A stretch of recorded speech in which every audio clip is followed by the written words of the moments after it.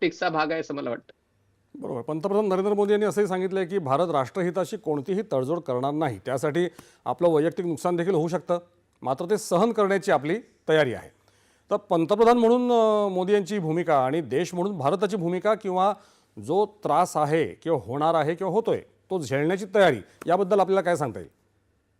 निश्चितच ही गोष्ट अतिशय महत्वाची आहे. नरेंद्र मोदी जेव्हा गुजरातचे मुख्यमंत्री होते तेव्हा गुजरात दंग्यांचं निमित्त करून अमेरिका असेल किंवा पाश्चिमात्य देशाने असेल त्यांना अनेक प्रकारे त्रास देण्याचा प्रयत्न केला, व्हिसा नाकारला होता. पण ज्या क्षणी नरेंद्र मोदी पंतप्रधान झाले तेव्हा लोकांचं असं म्हणणं होतं की अमेरिकेला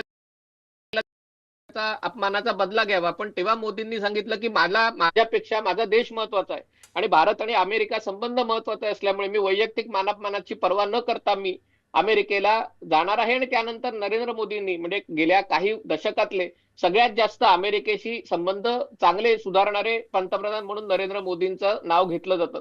पण दुसरीकडे हे खरं आहे की अमेरिकेने भारताशी संबंध सुधारण्यासाठी जी गुंतवणूक गेल्या 25 वर्षापासून केली, बिल क्लिंटन पासून George W Bush, Barack Obama, Trump स्वतः पहिल्या टर्म मध्ये, बायडन एवढे अध्यक्ष झाले आणि त्यांनी तेव्हा जी समंजस भूमिका घेतली होती त्याला सोडचिठ्ठी देत जर ट्रम्प हडेलप्पी करणार असतील आणि त्याच्यामुळे म्हणजे केवळ अमेरिका फर्स्ट हे जसं तुमचं धोरण आहे तसं इंडिया फर्स्ट हे आमचंही धोरण आहे. बरोबर. आणि त्यामुळे जर तुम्ही आमच्या देशातल्या कोट्यावधी शेतकरी, मच्छीमार, पशुपालक, सामान्य भारतीय म्हणजे जे दिवसाला $2, $3, $5 ज्यांचं उत्पन्न आहे त्यांच्या पोटावर पाय देण्याची योजना बनवत असाल तर भारत हे कधीही सहन करणार नाही.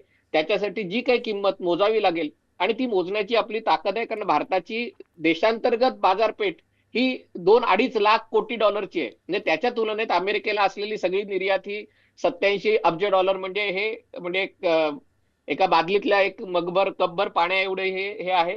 आणि त्यामुळे त्याचा नुकसान भारताला होऊ शकतं, पण भारताच्या बाजारपेठेची एवढी क्षमता आहे की ते नुकसान आपण सहन करू शकू आणि तो जो निर्यातीचा माल आहे तो आपल्या देशातही खपू शकेल अशी आपली ताकद निश्चितच आहे. बरोबर आहे. सर्वसाधारणपणे कुठल्याही प्रकारच्या व्यवहारांमध्ये किंवा अगदी आपल्या दैनंदिन आयुष्यामध्ये सुद्धा एक साधं सोपं तत्व आपण पाळतो किंवा पाळायला हवं असतं, ते म्हणजे कुठल्याही बाबतीमध्ये आपण कुठल्याही एकाच गोष्टीवरती अवलंबून